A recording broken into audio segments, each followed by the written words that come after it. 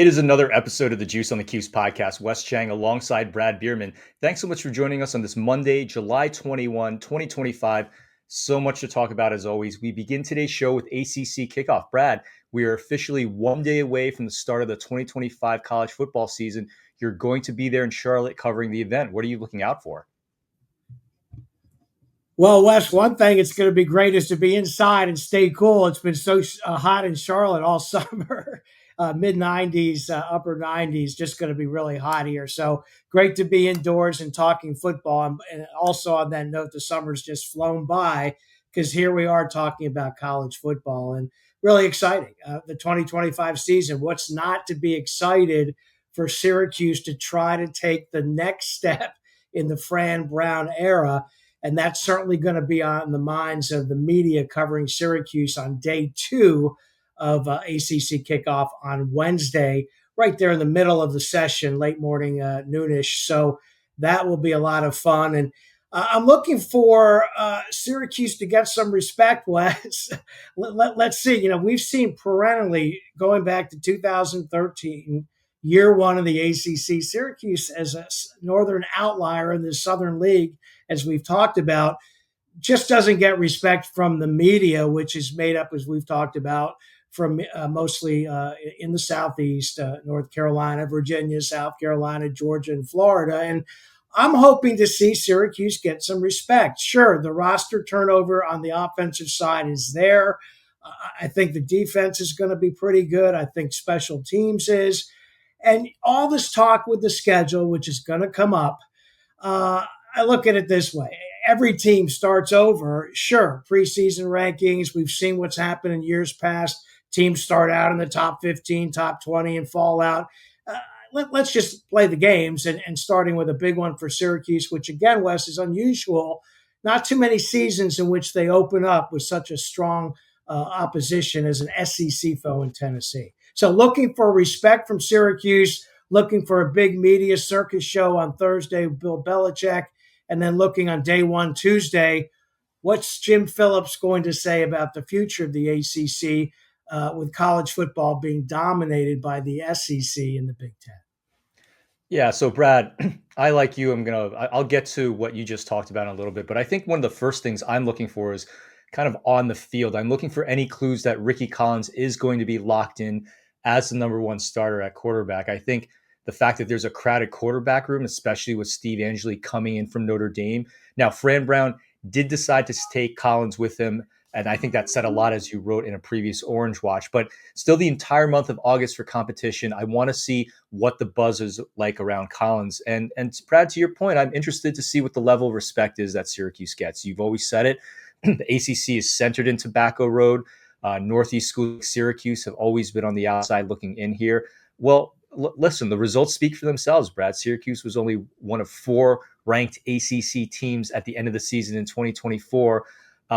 SMU, Miami, Syracuse, the outliers because they are not original ACC teams, and then Clemson, which is not centered in North Carolina. So with the schedule Syracuse is facing this year, I still don't expect them to be in consideration for the top ACC schools, but I do think this is a new era of Syracuse football with Fran Brown. I think there's going to be at least a little more inclusion of Syracuse in the discussions this year.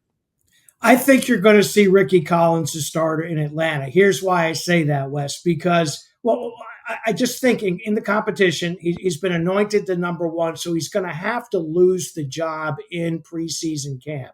Is that possible? Of course it is. And it may come down to the final week or so. But I think he's going to give Fran Brown's going to give Ricky Collins every chance to win the starting job. Certainly not to mean that Steve Angeli doesn't play in the opener and certainly doesn't play a lot early in the season. But I think that's where this is headed. And let's see, Fran Brown's, been a man of his word so far in his tenure, and I'd be interested to see how this plays out. So, Brad, we move on to the basketball court. Boeheim's Army is back. They cruise past the Hermaker Originals on Saturday. They will play D3 later this evening in second round action. Brad, you had to like what you saw on Saturday. A lot of fun to watch orange basketball, a different flavor in the summertime. As we go back to that summer theme, Wes, really enjoyed it. And, one of the first things that jumped out to me is this a blueprint for us to have Alan Griffin hand off to Red Autry for the Orange basketball season upcoming. Now, I understand competition is, you have professional players for many, many years, players who have a lot of experience going up against newer professional players in the collegiate ranks here now. But what I liked is you got to shoot 3-point shooting in college basketball. You got to have inside scoring in college basketball. Liked what I saw from Boeheim's Army in those two regards. Like to see that replicated with this year's SU team. But this year's Boeheim Army team, after not competing last year in the basketball tournament, I think it was some time there to be able to construct this roster exactly how they needed to do for this kind of competition. And when the ending comes down to a final score with time not the crucial element, I think it's really important to have that inside-outside scoring, which Boeheim's Army has exhibited after one game. Yeah, so Brad, Jim Stickschulte, our great colleague, wrote a column on Sunday about on the Juice Online, and he was singing the praises of this team, and I agreed with really everything he wrote. The number one thing that I agreed with, and I think Jim also harped on, was the general unselfishness of this team. 27 overall assists. That starts with the team starting point guard, Jacob Gilliard. They moved the ball around. They got it to Buddy Boeheim early and often. Buddy delivered, hitting 7 threes in the win. And this is a balanced team that we're looking at. A lot of credit, as you mentioned, goes to Sean Belby for constructing a deep team that's built to win in this kind of tournament. He has the 3-and-D guys that allow for a lot of that flexibility, and that shows. 10 players saw action on Saturday, getting at least 8 minutes, and they played D3 tonight. Brad, I am expecting Boeheim's Army to move on to the Sweet 16. I agree. In my notes, beside the inside-outside scoring, right with you here about the unselfish play, the assist to basket ratio, very important. I also like the transition game off the defense, and then the depth. And that's all going to be important again for this year's SU team in 25-26. Same kind of elements are going to have to be important. We've said it for years past. Defense is going to carry Syracuse basketball, and defense with great offensive talent and depth is so far what's going to carry Boeheim's Army. And with you, I agree to Jim's point that this team is really built to go far in this $1 million tournament. So we're going to take a quick break. 2026 punter and Syracuse commit Jimmy Gregg will join us after. This is the Juice on the Cuse podcast on the SI Network.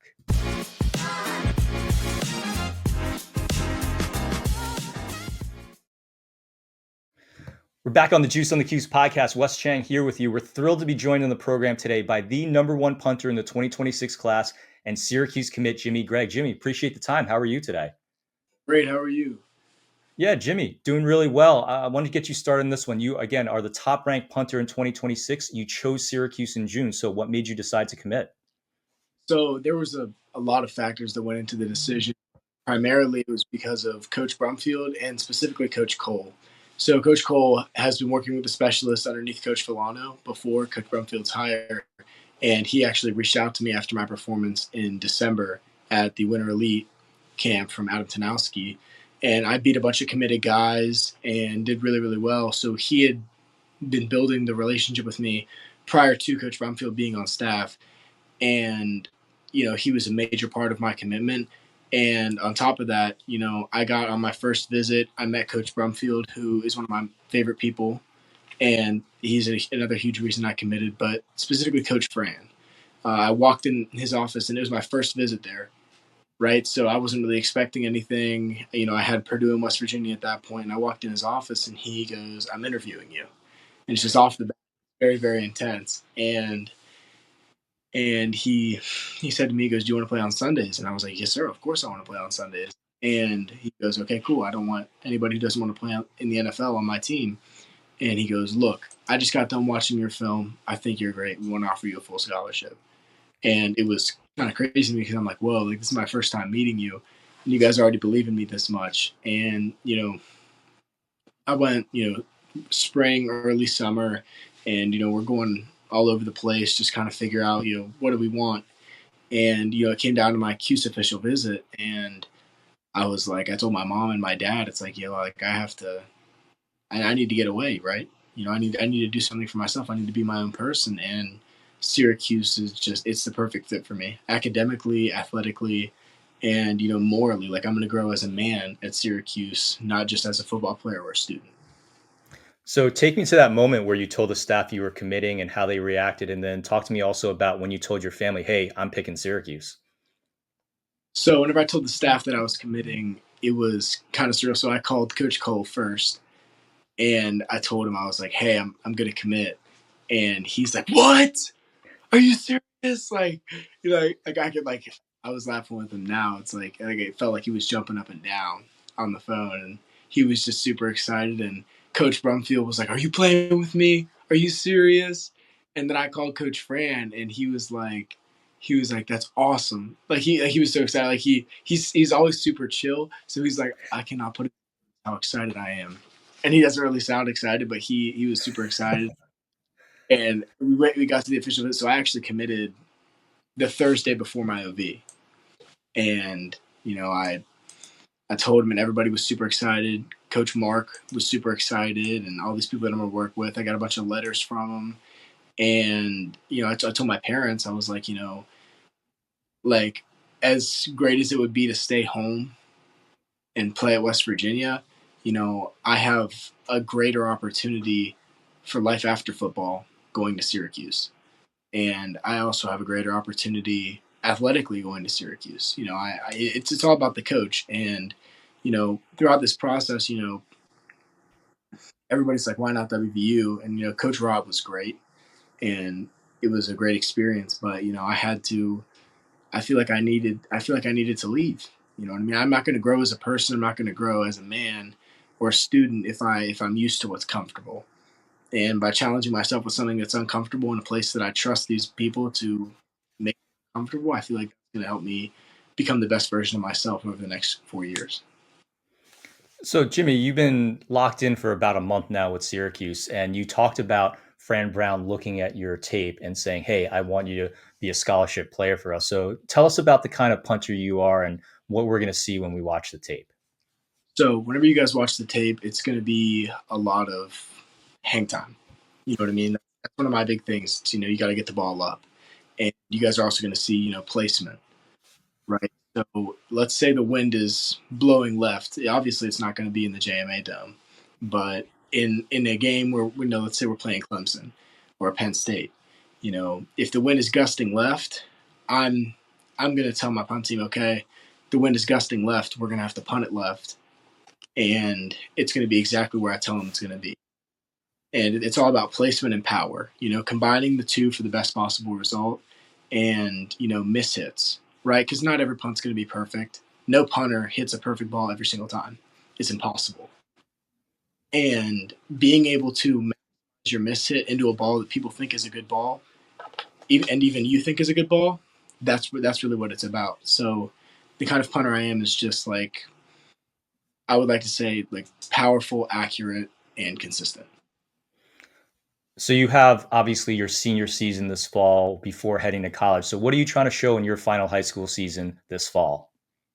In my final high school season this fall, I just want to show everybody that, just because I'm from West Virginia doesn't mean that, you can't be the best at something, right? And, we have a great team at University High School, and I think that if I can help pin our opponents deep, that's going to take us, you know, it, you can't, in high school, you can't exactly rely on a good long snapper, especially because, like, it's high school football. But I think that if I can work with, some of my peers and get somebody who's a legit long snapper to work with me, I feel like that also helps with culture, because you got to work with the cards you're dealt, right? I'm not going to have a scholarship long snapper in high school, right? That's a really rare occurrence.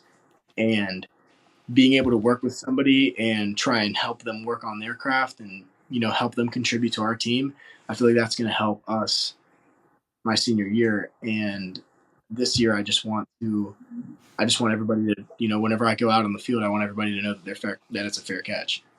You know what I mean? I want every single coach to have to get out the jugs machine and have to shoot the ball straight up so that their returners can get catching it.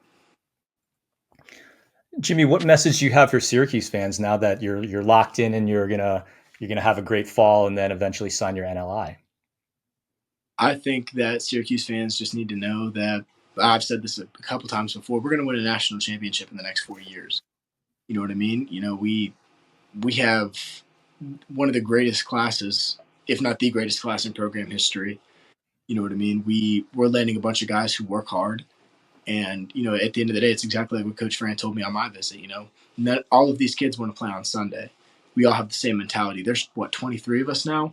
That's 23 people who want to go into Syracuse and play on Sundays with that kind of a mentality. There's 105 roster spots, right? That's almost a fifth of everybody on the roster, not even including guys who are already there, coming in with that kind of a mentality. And I think that that's going to take us extremely far. Yeah, it is, Jimmy. I'm looking forward to seeing what your class can do on the field. And I did want to get you out of here on this one. This is year 2 of Punt Cancer. It's a great cause. And for the listeners, tell us more about what led you to getting involved in this cause and how can we help out? So last year at the National Scholarship Camp, I was approached by Jamie Cole, who runs Cole's Kicking Camps. And he told me, he's like, hey, I want you to get involved with Cole's Champions. And I was like, okay, that's fine. And so we started Punt Cancer with Jimmy Gregg. And we initially set our goal at $3,500, and we pushed it everywhere. And over the course of the season, I punted for 1,586 yards, and that raised over $7,800. Wow. And doubled our goal and then some. And this year, my grandfather, so last year, my grandfather passed away from cancer, right? So the cause meant a little bit more. And this year, after seeing what I'm capable of with the fundraiser and the ability to push it out there and contribute even more, we set our goal at $10,000. And now that I'm committed to Syracuse, I just want to spread the message out to any alumni, any people who are currently attending Syracuse who are affected by cancer or childhood cancer. I want them to know that this is a cause I'm going to be doing all throughout college. And the goal is just going to keep getting bigger because the more money we raise, the more people we impact. Jimmy, that's amazing. Thank you so much for sharing that with us. And of course, we'll leave a link for all of our listeners. And I want to thank you again for your time. Congratulations on your commitment. We're looking forward to seeing you in Orange next year. Thank you so much.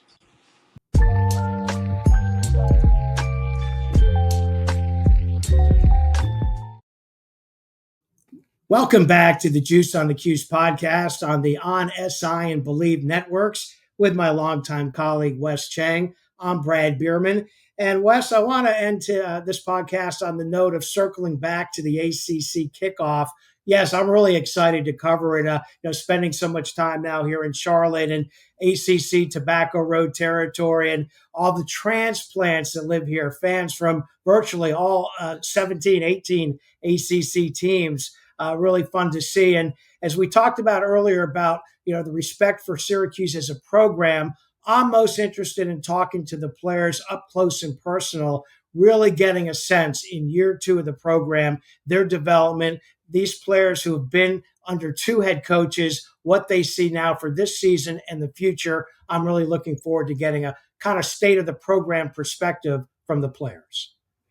Yeah, Brad, I'm looking forward to seeing your coverage from Charlotte, and we'll have to see how Syracuse does out there. And Brad, how about a little history for the women's basketball team? My closing thought on former Syracuse guard Brittany Sykes, named a WNBA All-Star last week. She becomes the first Syracuse women's basketball alumni to achieve that feat.